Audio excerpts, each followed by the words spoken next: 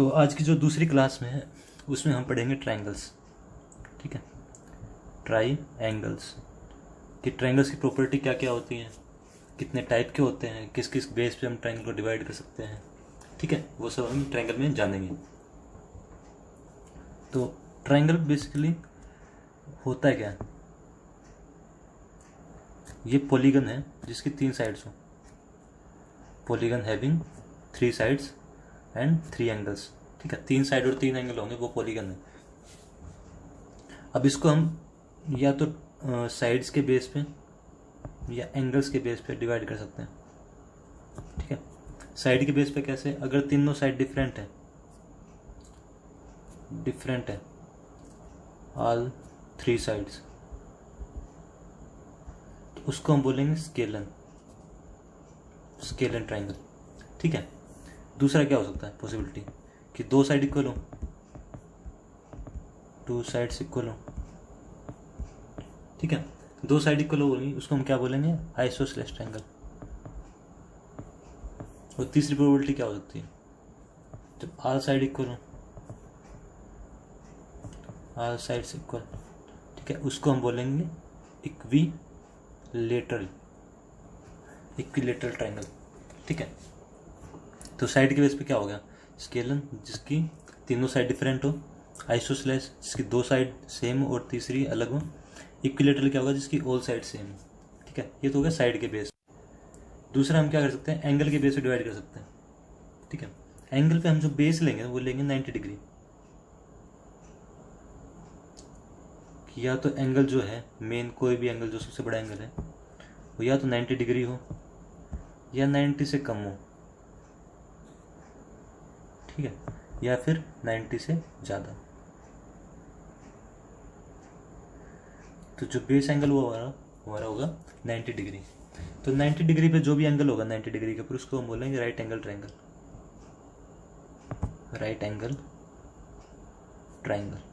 ठीक है, जो 90 डिग्री पे होगा, यानी जब भी कोई एंगल ट्रायंगल के अंदर 90 डिग्री हो तो राइट एंगल ट्रायंगल होगा। राइट एंगल हम बोलेंगे 90 डिग्री को।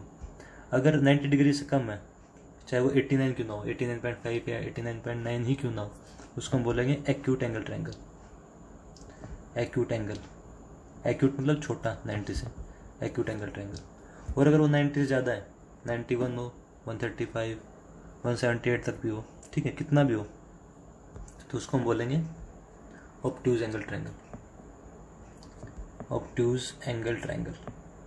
ठीक है, ऑब्ट्यूज मतलब मोटा, भारी। कितना मोटा, फिट वाला कौन सा है, राइट एंगल। पतला कौन सा है, एक्यूट छोटा कौन सा है, 90 से कम। और ऑब्ट्यूज मोटा कौन सा, 90 से ज़्यादा। ठीक है, अब स्ट्रेट लाइन में एंगल बनेगा, जब हमने पढ़ा था लास्ट उसमें। ठीक है, अगर 3 एंगल हैं स्ट्रेट लाइन में, 4 है, कितने भी हैं, तो स्ट्रेट लाइन पे हमेशा एंगल कितना बनेगा, 180 डिग्री। यानी अगर हम ट्रायंगल लें कोई भी, तो उसका सबसे बड़ा जो एंगल होगा वो हमेशा 180 से कम होगा। ठीक है, जो भी एंगल होगा वो हमेशा 180 से कम होगा, क्योंकि अगर 180 होगा तो स्ट्रेट लाइन हो जाएगी। तो स्ट्रेट लाइन होगी तो ये एक ही लाइन के ऊपर साइड्स आ जाएंगी तीनों, जो कि पॉसिबल नहीं है फिर ट्रायंगल बनाना। तो 180 से मिनिमम ही रहेगा कोई भी एंगल, यानी ट्रायंगल का कोई भी एंगल 0 से लेके थीटा 180 तक ही रहेगा। कोई एंगल 0 भी नहीं हो सकता, 180 भी नहीं हो सकता। इन 0 और 180 के बीच में ही जो है ट्रायंगल के एंगल रहेंगे।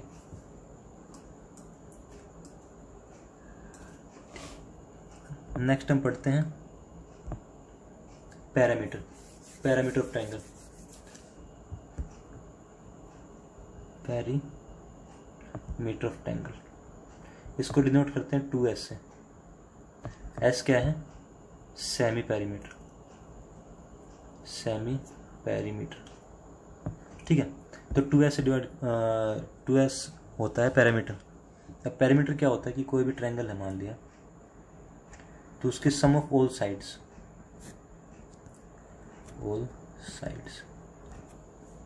कोई भी पॉलीगन है। ठीक है, कोई भी पॉलीगन है, कैसा भी, किसी भी शेप में। ठीक है, तो उसका पैरामीटर क्या होगा, सम ऑफ ऑल साइड्स। जितना भी है सब साइडों का जो सम होगा वो उसका पैरामीटर बोलेंगे। और ट्रायंगल में पैरामीटर को किस से नोट करेंगे, 2s से। s क्या होता है, सेमी पैरामीटर, ठीक है। यानी अगर ये साइड a है, ये b है, ये c है, तो 2s की वैल्यू क्या होगी, a plus b plus c, ठीक है, सेमी पैरामीटर की वैल्यू। अब ट्रायंगल की प्रॉपर्टी देख लेते हैं, ठीक है। ट्रायंगल की प्रॉपर्टी क्या क्या है,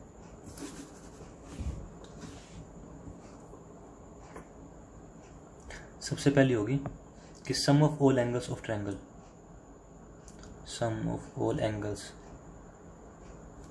ऑफ ट्रायंगल कितना होगा, 180 डिग्री, ठीक है। सम ऑफ ऑल एंगल जितना भी होगा ट्रायंगल का, उनका सम कितना होगा, 180 डिग्री। यानी कोई भी अगर ट्रायंगल आप लें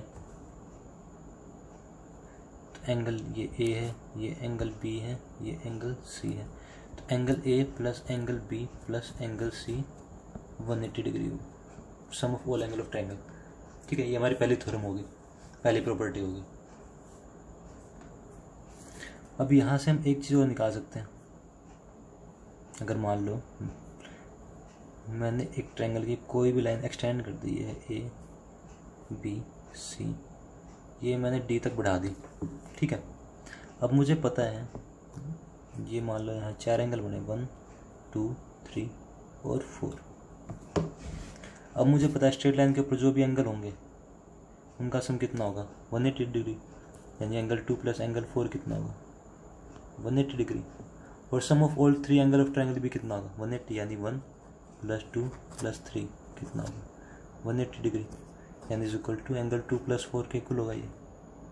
अब यहाँ से एंगल 2 कैंसिल आउट हो गया, तो एंगल 1 प्लस एंगल 3 क्या होगा, एंगल 4 के इक्वल। यानी ये जो एंगल है ये प्लस ये एंगल 4 के इक्वल होगा। यहाँ से हमारी दूसरी प्रॉपर्टी क्या आ जाएगी कि सम जो एक्सटीरियर एंगल है, एक्सटीरियर एंगल ऑफ ट्रायंगल,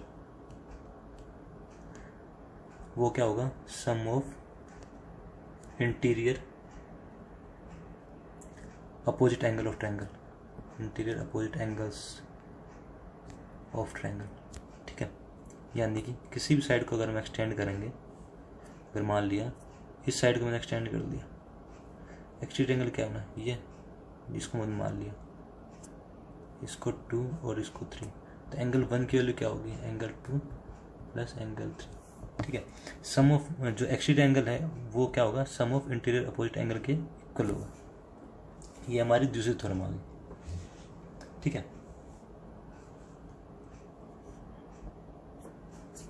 अब कुछ आइसोसेलेस ट्रायंगल की प्रॉपर्टी होती है, ठीक है। आइसोसेलेस ट्रायंगल की प्रॉपर्टी क्या होगी, अच्छा जो हमने पीछे पढ़ा है उससे हम एक चीज़ और निकाल सकते हैं क्या, कि अगर हमने ट्रायंगल बनाया, मान लिया, ठीक है, उसकी सारी साइड एक्सटेंड कर दी, ये वाली साइड यहाँ एक्सटेंड कर दी, ये वाली साइड यहाँ एक्सटेंड कर दी, और ये वाली साइड यहाँ एक्सटेंड कर दी। ये एंगल 1 2 3, ठीक है। अंदर वाले 4 5 6। तो हमको निकालना है सम ऑफ एक्सटीरियर एंगल्स, इंटीरियर जो एंगल होंगे ट्रायंगल का उनका, तो हमको पता है कि इंटीरियर एंगल का सम कितना होगा, इंटीरियर एंगल का सम कितना होगा, 180 डिग्री ऑफ ट्रायंगल, ठीक है। ट्रायंगल के इंटीरियर एंगल का सम 180 है। एक्सटीरियर का निकालना है अपने को, एक्सटीरियर कैसे निकालेगा, ठीक है। तो हम देखते हैं एंगल 1 इज इक्वल टू कितना होगा, 4 plus 5, angle 2 is equal to 5 plus 6, angle 3 is equal to 4 plus 6। अगर इन तीनों का ऐड कर दें, एंगल 1 प्लस 2 प्लस 3 कितना होगा, 4 plus 5 plus 5 plus 6 plus 4 plus 6, यानी 4 4 6 6 5 5, ट्वाइस ऑफ 4 प्लस 5 प्लस 6। और इनका सम कितना है, 180, तो उसकी वैल्यू कितनी आ जाएगी, ट्वाइस ऑफ 180। ये 180 है, इंटीरियर जो एंगल्स हैं उनका सबका सम 180 होगा, तो एक्सटीरियर कितना हो जाएगा, 360। यानी sum of all exterior angles of triangle is equal to 360 degree. यानी जो बाहर के जितने भी एंगल बनेंगे, बाहरी एंगल, उन सब का सम कितना बनेगा, 360, और इंटीरियर एंगल का सम कितना बनेगा, ठीक है, 180, ठीक है। ये ट्रायंगल की प्रॉपर्टी हमारी आ गई। तो नेक्स्ट हम देखते हैं आइसोसेलेस ट्रायंगल। आइसोसेलेस क्या होती है? जिसकी दो साइड्स इक्वल हो, ए बी सी। हमने मान लिया ये दो साइड इक्वल है, तो जो साइड इक्वल होंगी ना उनके अपोजिट एंगल भी इक्वल होंगे। यानी ये जो साइड है इसके अपोजिट में एंगल कौन सा है? ये और इसके अपोजिट में एंगल कौन सा है? ये बी। यानी angle B is equal to angle C होगा if A B is equal to A C है। तो यानी आइसोसेलेस ट्रायंगल क्या कहती है कि अगर दो साइड्स इक्वल हैं, जो भी दो साइड इक्वल हैं, उनके जो अपोजिट में एंगल होंगे वो भी इक्वल ही होंगे, और वाइस वर्सा। यानी अपोजिट भी इसका कह सकते हैं कि अगर दो एंगल इक्वल हैं आपस में तो उनके जो अपोजिट साइड्स हैं वो भी इक्वल होंगे। ये आइसोसेलेस की प्रॉपर्टी होगी। अब इक्विलैटरल की हम क्या बोल सकते हैं? अगर दो एंगल इक्वल हैं तो उनके अपोजिट साइड इक्वल होगी, लेकिन इक्विलैटरल में तो तीनों साइड इक्वल होती हैं। यानी तीनों एंगल कितने होंगे? इक्वल होने चाहिए। अगर तीनों साइड इक्वल हैं तो तीनों एंगल भी इक्वल होने चाहिए, ए बी सी। यानी A B is equal to B C is equal to A C है, तो ये एंगल 1, 2 और 3। तो angle 1 is equal to angle 2 is equal to angle 3 होना चाहिए। और तीनों का सम हमको पता है कितना, 180। अगर सम इज इक्वल टू 180 है तो ईच एंगल कितना होगा? क्योंकि सारे एंगल इक्वल हैं तो 180/3 यानी 60।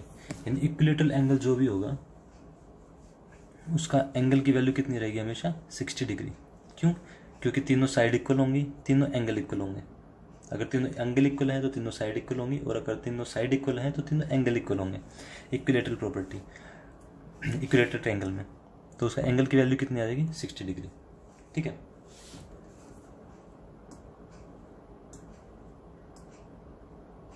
अब जो प्रॉपर्टी हमने पढ़ी है उन पे कुछ क्वेश्चन करते हैं।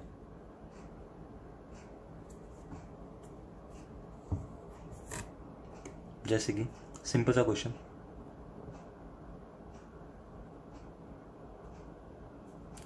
अगर ये राइट एंगल ट्रायंगल है मान लिया, ठीक है, राइट एंगल ट्रायंगल, और ये आइसोसेलेस भी है, तो इन दो एंगलों की वैल्यू कितनी होगी?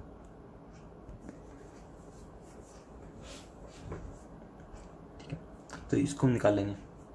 राइट एंगल ट्रायंगल तो 90 तो पहले ही कम होगा, यानी x प्लस 90 डिग्री कितना? 180। 90 तो पहले इधर होगी, माइनस हो जाएगा, यानी 2x इक्वल टू 90। x की वैल्यू कितनी होगी? 45। यानी ईच एंगल कितना होगा? 45। आइसोसेलेस प्रॉपर्टी है। अब राइट एंगल ट्रायंगल कभी भी इक्विलैटरल हो ही नहीं सकती। क्यों? क्योंकि एक एंगल 90 तो दूसरा कितना बचा? 90।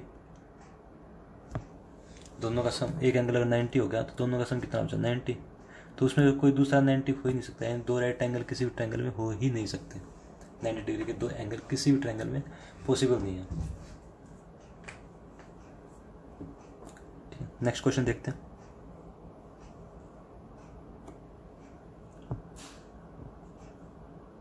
ट्रायंगल बना दिया हमने, एक लाइन पैरेलल खींच दी। अगर ये ए बी सी ये है तो एक्स वाई पैरेलल खींच दी बी सी के, और यहाँ से हम यहाँ पर मैच करते हैं तो ये एंगल बाइसेक्टर आ रहा है। ठीक है, यानी ये जो टोटल एंगल बनेगा ये बाइसेक्ट करके बी पे मैच हो रहा है। तो हमको वैल्यू निकालनी है angle C B Y ratio C Y B की।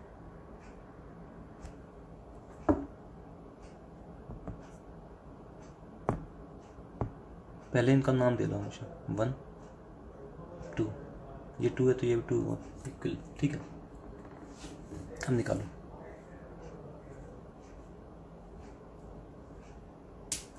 रेशियो निकालना है, सिंपल है, तो वैल्यू निकालनी है अपने को।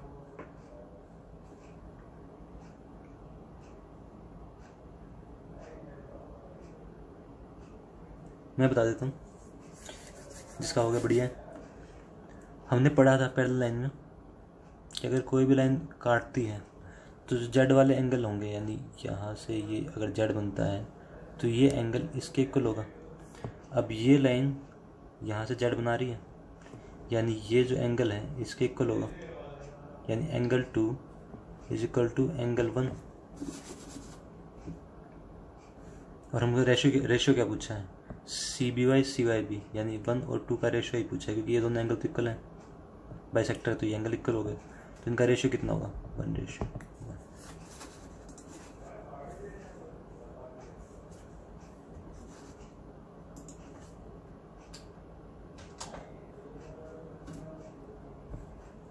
नेक्स्ट क्वेश्चन देखते हैं।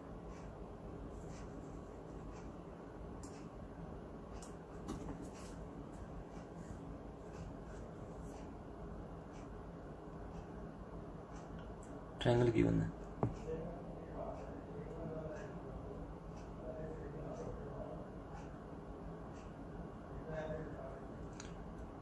ये साइड आपस में इक्वल दे रखी है।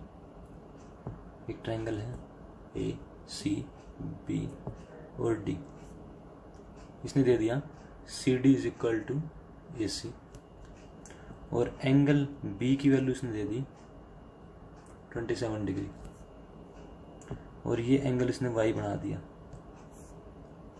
तो Y की वैल्यू पता करनी है अपने।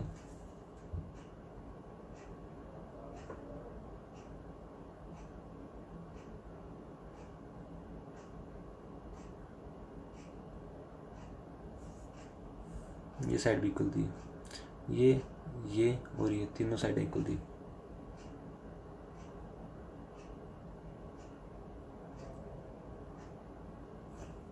ठीक है, करते हैं अब। ये एंगल कितना गिवन है, 27 डिग्री। तो ये जो साइड है ये इसके इक्वल है, तो अपोजिट एंगल क्या होंगे, इक्वल होंगे साइड्स के, यानी ये कितना होगा 27 डिग्री, राइट है। तो ये एंगल हमारा कितना बचेगा इन ट्रायंगल, अगर ट्रायंगल हम BDC ट्रायंगल लें, ठीक है, तो angle B plus C plus D is equal to 180। तो D की वैल्यू क्या आ जाएगी यहाँ से, 180 माइनस B प्लस C कितना है, 27B है, 27D है, यानी 180 माइनस 54 आ जाएगा 126, एंगल D की वैल्यू, यानी ये वाला जो एंगल है ये 126 आ गया अपना। तो अंदर वाला एंगल कितना आ जाएगा, यही, क्योंकि स्ट्रेट लाइन के ऊपर है, ठीक है। तो 126 है, तो ये कितना होगा 180 माइनस 126 कितना होगा 54, और ये दोनों साइड इक्वल है, तो ये कितना होगा 54। समझ रहे हो शुरुआत कहाँ से, कि ये दोनों एंगल इक्वल हैं। हम दूसरे तरीके से क्या कर सकते हैं कि ये जो एंगल होगा, क्योंकि ये ट्रायंगल में इस साइड को एक्सटेंड किया है, ठीक है, ये जो एंगल होगा अपोजिट एंगल सम के इक्वल होगा, ये 27 है, क्योंकि साइड इक्वल है, तो ये कितना होगा 54। अब ये साइड भी इक्वल है, तो ये 54, तो ये भी 54, इसकी वैल्यू क्या आएगी 180 माइनस 54 माइनस 54 72 आ जाएगा। नेक्स्ट क्वेश्चन करते हैं। एक ट्रायंगल में एक साइड को एक्सटेंड कर दिया,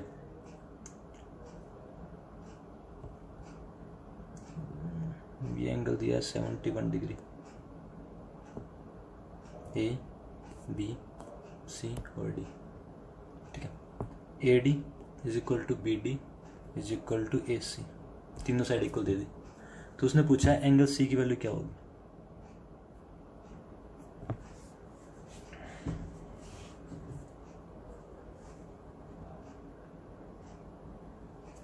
सिंपल सा तरीका है, इसका एंगल x मान लिया, तो ये दोनों साइड इक्वल हैं, तो इनके अपोजिट एंगल भी इक्वल होंगे x, ठीक है। अब ये अगर ट्रायंगल लें तो एक्सट्रीट एंगल क्या है ये, तो इसकी वैल्यू कितनी होगी इंटीरियर अपोजिट एंगल के सम के इक्वल, यानी 2x। अगर ये 2x है और ये दोनों साइड भी इक्वल है, तो ये भी कितना हो जाएगा 2x। अब ट्रायंगल ABC ले ली, उसमें 71 क्या है एक्सट्रीट एंगल, 71 किसके इक्वल होगा x प्लस 2x के। अगर इस ट्रायंगल को देखें पूरी को, तो ये एक्सट्रीट एंगल है, ये क्या होगा इंटीरियर अपोजिट एंगल सम के इक्वल होगा, यानी this plus this x plus 2x is equal to 3x। X की वैल्यू कितनी आएगी 71/3। अपने को क्या निकालनी है, सी की वैल्यू, सी क्या है 2x, तो 2x की वैल्यू क्या आएगी 71 × 2 142/3। ये आंसर आ गया। अगर हम बनाते हैं ये शेप, ये अल्फा बीटा गामा, तो ये है x, तो x की वैल्यू कितनी होगी,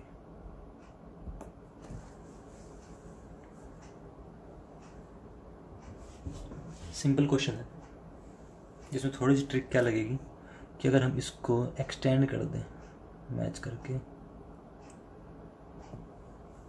ठीक है, ये एंगल 1 2 ऊपर वाला 3 नीचे वाला 4, ये 5 ये 6। अब दो ट्रायंगल बनेंगे हमारे पास, एक तो इस साइड के ऊपर वाली, एक इस साइड के नीचे वाले। तो एंगल 3 की वैल्यू कितनी होगी ऊपर वाले में 1+2। इससे अगर ऊपर वाला देखें, ये एक्सटीरियर एंगल है, ये किसके इक्वल होगा, इंटीरियर अपोजिट सम के इक्वल, यानी 1+2 के इक्वल। अब नीचे वाले में एंगल 4 की वैल्यू कितनी होगी 5+6, ठीक है, 5+6 नीचे वाले ट्रायंगल में, क्योंकि ये वही एक्सटीरियर एंगल और ये इंटीरियर अपोजिट एंगल, दोनों को सम कर देंगे 3 + 4 = 1 + 2 + 5 + 6। 3 + 4 किसके इक्वल है, एक्स के, = 1 + 2 2 + 6 किसके इक्वल है, बीटा के, ये हो गया बीटा, ठीक है, ये हो गया अल्फा और ये हो गया गामा। तो alpha plus beta plus gamma के इक्वल हो गया, ठीक है। अच्छा, अगर हम लेते हैं कोई भी एंगल जिसकी वैल्यू मान लिया 6 डिग्री है, उसको हम मैग्नीफाइंग ग्लास से देखते हैं। मैग्नीफाइंग ग्लास क्या है, जो उसका साइज बढ़ा देता है, ठीक है, और मैग्नीफाई कितने गुना करता है 3 टाइम मैग्नीफाई कर देता है, यानी जो एक है 1 मीटर लेंथ हमको 3 मीटर लेंथ के इक्वल दिखेगी, 3 टाइम मैग्नीफाई करेगा। तो एंगल अगर 6 डिग्री है और उसको मैग्नीफाइंग ग्लास से देखेंगे तो उसके एंगल की वैल्यू क्या रहेगी, ठीक है। ऑप्शन है 6 12 18 24।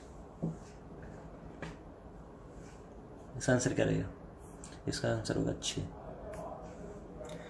क्योंकि एंगल को कितना मैग्नीफाई कर लो एंगल हमेशा सेम ही रहता है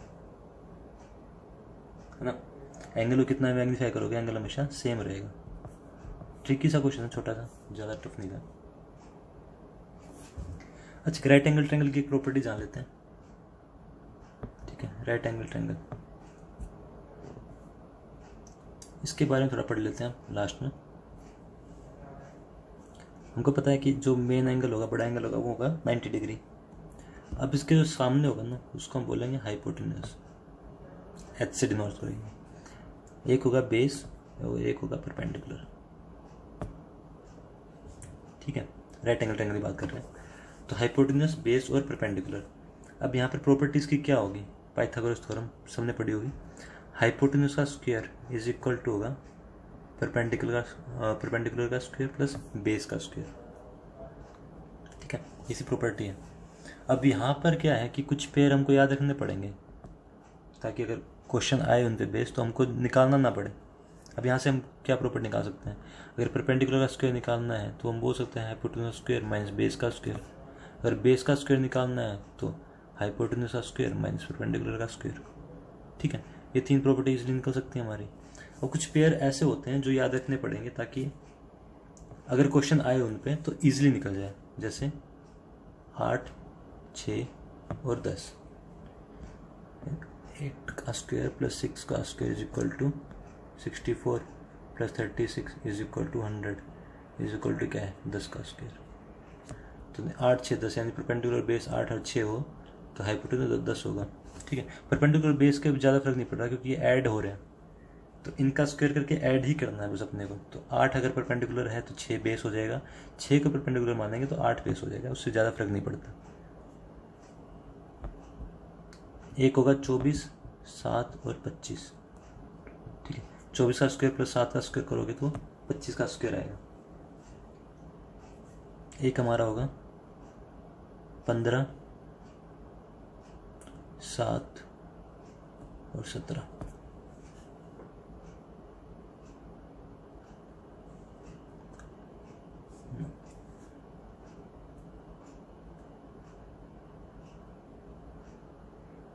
ये नहीं होगा।